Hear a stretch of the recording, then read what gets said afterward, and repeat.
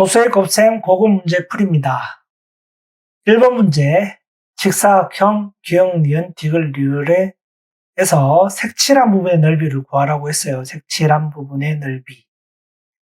이런 문제 도형에 많이 나왔죠. 색칠한 부분은 직사각형이죠.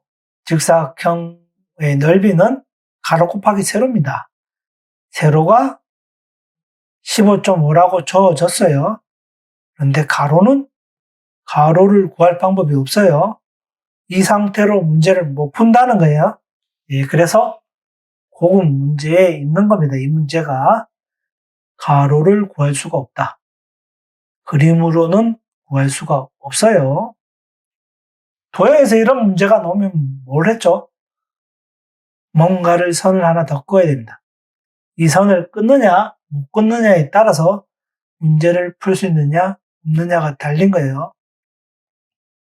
끊기 전에 다시 한번 사각형을 보죠. 이 문제는 사각형의 성질에 대해서 나와 있는 문제예요. 사각형은 마주 보는 변의 길이가 같아요. 기역 리을과 니은 디귿이 같고 리을 디귿과 기역 니은이 같아요. 그리고 대각선을 끄면 삼각형이 되죠. 이 삼각형과 이 삼각형의 넓이가 같습니다. 왜? 밑변, 높이, 밑변, 높이 같잖아요. 직사각형의 특성이에요. 대각선을 껐을 때 생기는 삼각형의 넓이가 같다. 이해가 되나요? 이 삼각형과 이 삼각형의 넓이가 같다. 이 작은 삼각형과 이 작은 삼각형의 넓이도 같겠죠? 밑변, 높이. 밑변, 높이 같잖아요. 그래서 같습니다. 다시. 그럼 뭐죠? 이렇게 끄면 이 삼각형과 이 삼각형의 넓이가 같죠? 전체 삼각형에서 이 삼각형의 넓이와 이 삼각형의 넓이가 같습니다. 그리고 이 삼각형과 이 삼각형의 넓이가 같습니다. 그럼 뭐죠? 이 넓이랑 이 넓이가 같다는 거예요. 모양은 다른데 넓이는 같다는 겁니다. 이해가 되나요? 이걸 물어보는 문제입니다. 그러면 이 직사각형의 넓이는 못 구하는데 이 직사각형을 보니까 이 길이 가로의 길이 나왔죠. 세로의 길이는 20.5에서 15.5니까 5죠. 가로 세로가 다 나왔습니다. 그래서 가로 22.05와 세로 5를 곱하면 되는 거죠. 계산하면 5, 25고 5, 20, 5, 21 되겠죠. 소수점은 2개. 넓이는 110.25 제곱센티미터가 됩니다. 이 선을 주어졌으면 좀 더 쉽게 풀 수가 있었을 수도 있는데 안 주었기 때문에 어려워진 거예요. 안 주어주더라도 이런 문제 유형이 나오면 뭔가를 하나 더 그어야 된다는 걸 머릿속에 꼭 기억해 두도록 합시다. 2번 문제 있는 그림을 직접 그려보려고 했는데 잘못 그리면 오히려 이상하게 해석을 할 것 같아서 문제에 있던 그림을 그대로 도용을 했습니다. 그림을 보니까 위에 수도꼭지가 통에 물을 담는 거예요. 담고 밑에 있는 수도꼭지는 물을 빼는 겁니다. 물을 받고 빼는 이런 류의 통이 있다는 거죠. 그래서 그 통에 8분 15초 뒤에 얼마나 담겨 있을지를 찾는 문제입니다. 물은 넘치지 않는데요. 물통에 물은 뭐죠? 기본 50리터가 있어요. 50리터가 있고 물을 틀었으니까 받는 물이 있겠죠. 받는 물에다가 빼는 물이 있죠. 빼는 물을 빼주면 물통에 있는 물이 되겠죠. 그러면 8분 12초를 소수로 바꾸면 됩니다. 8분 12초는 8 더하기 60분의 10이고 11로 나눠지죠. 8 더하기 5분의 1입니다. 그래서 8.2가 되겠죠. 8분 12초는 소수로 8.2입니다. 그래서 물통의 물은 50 더하기 1분에 17.5리터를 만들었으니까 17.5 곱하기 8.2 빼기 빼는 물 1.2리터 곱하기 8.2 하면 되겠죠. 8.2가 보이니까 8.2로 묶어내면 17.5 빼기 1.2 하면 됩니다. 50 더하기 16.3 곱하기 8.2가 되겠죠. 163과 81을 계산해 봅시다. 암산으로. 163과 80을 먼저 계산해 보면 일자리는 0이 될 거고 38, 24, 38, 24, 68, 48, 50 되겠네요. 8일은 8, 8, 5니까 13이 되겠네요. 163 곱하기 2 하면 6, 2, 6이 12, 2일은 3. 다 더하면 6, 6, 3, 3, 1 되겠죠. 소수점은 1개, 2개, 6 앞에 찍으면 됩니다. 그리고 50을 더해야겠죠. 50을 더하면 183.66리터가 되겠네요. 물통의 물은 183.66리터가 됩니다. 3번 문제. 자주 보던 공튀기기 문제인데 계단이 생겼습니다. 계단이 보이나요? 계단이 2개가 생겼어요. 그래서 튀어오른 높이가 다르겠죠? 달라집니다. 간단한 문제인데 계단을 둠으로 해서 어렵게 만들어 놨습니다. 잘못 생각하면 틀리기 쉬운 문제라 좋은 문제라고 봐져요. 당황스러운 문제일 수도 있겠지만 재밌는 문제인 것 같아요. 튀어놓은 건 곱셈이었어요. 곱셈의 규칙을 따르는 문제입니다. 그래서 첫 번째 튀어오른 공의 높이를 구해보죠. 첫 번째로 튀어오른 높이 6 곱하기 0.65 하면 되겠죠. 첫 번째 튀어오른 높이는 3.9입니다. 첫 번째 떨어지는 높이.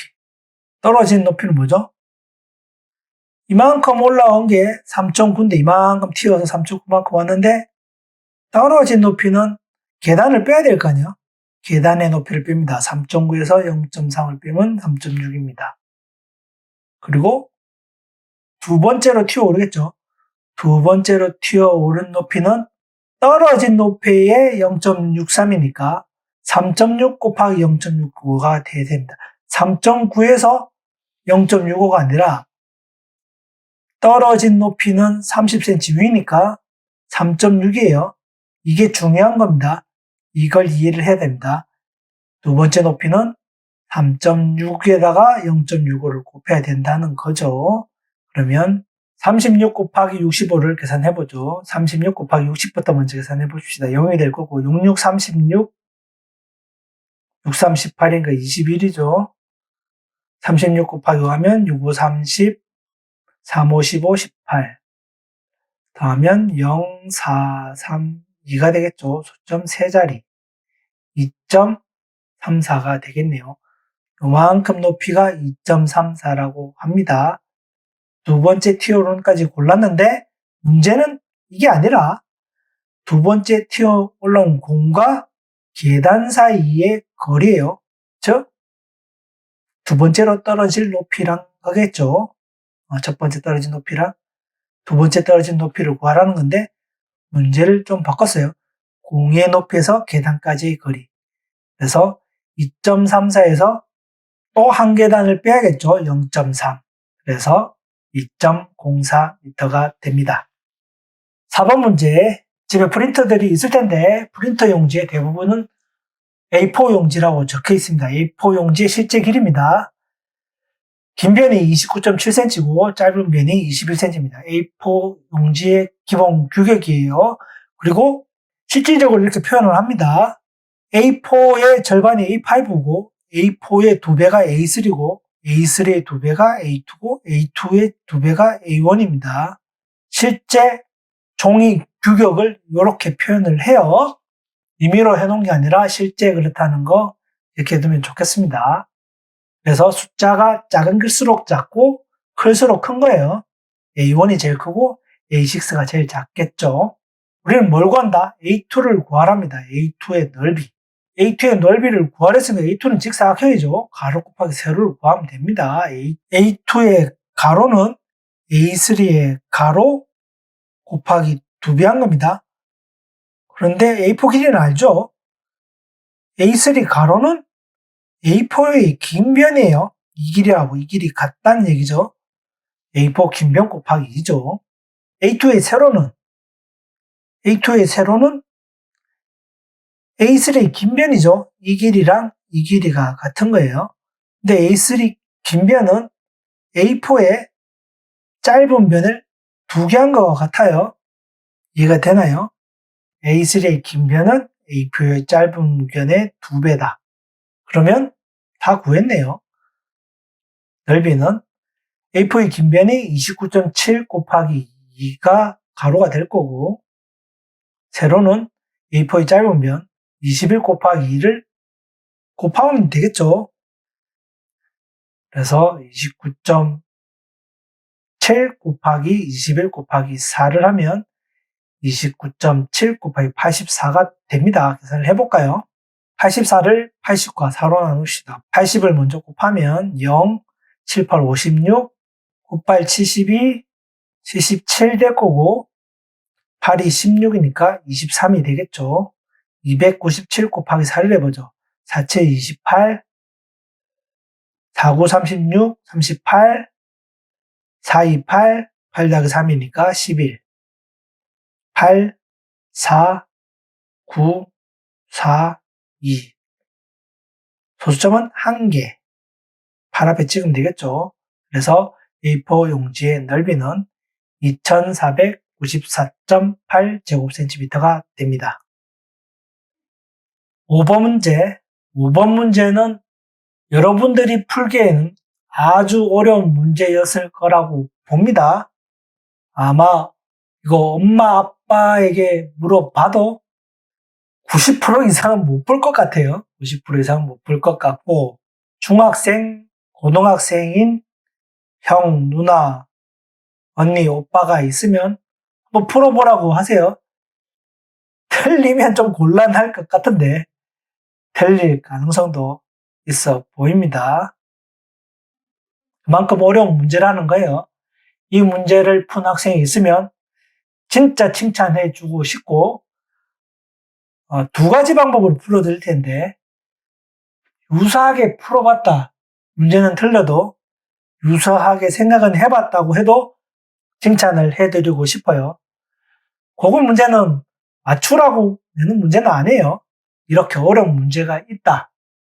그리고 이런 어려운 문제를 풀므로 해서 실력이 늡니다. 이런 문제를 접해보면 엔돌핀이 막 생기지 않나요? 짜증나나요? 예. 이 문제는 짜증과 열받게 했던 문제 중에 한 가지였을 거라고 봅니다. 많은 학생들이 틀렸을 것 같고, 이 문제를 풀었다면 정말 대단한 학생이라고 생각을 해요. 네. 전체 5학년, 전국에 있는 5학년 통틀어서 이 문제 풀 수 있는 학생은 100명도 안 될 것 같다. 본인이 풀었다면 전국 상위 1% 이내, 그만큼의 재능을 가졌다. 자부심을 가집시다. 그리고 틀려도 상관없어요. 틀리라고 낸 문제다. 걱정하지 마시고, 단 좋은 문제라고 봅니다. 이 문제를 어떻게 푸는지, 틀렸다고 할지라도 어떻게 풀 수 있는지 이해를 꼭 했으면 좋겠습니다. 그러면 풀이에 들어가죠. 길을 가다가 연못을 발견했습니다. 이상한 연못이네요. 연못이라고 합시다. 연못을 발견했는데 갑자기 이 연못의 깊이가 궁금해진 거예요. 그 옆에 보니까 막대가 있어서 콕 집어봤더니 이만큼 들어가네요. 한 개 더 있어요. 한 개가 더 있어서 또 찔러봤어요. 이렇게 들어가집니다. 그래서 꺼내서 이 연못의 길이를 재려고 하는 거예요. 이 상태로는 힘드니까 옆으로 내보죠. 연못의 깊이가 이만큼 있어요. 이만큼 있고, 연못보다 긴 막대를 꽂았겠죠. 가막대는 0.8만큼 잠겼고, 나막대는 0.6만큼 잠겼다는 거니까 나가 더 길겠죠. 나가 길다. 이 정도는 이해가 되겠죠. 그런데 길이는 가와 나의 길이만 줬습니다.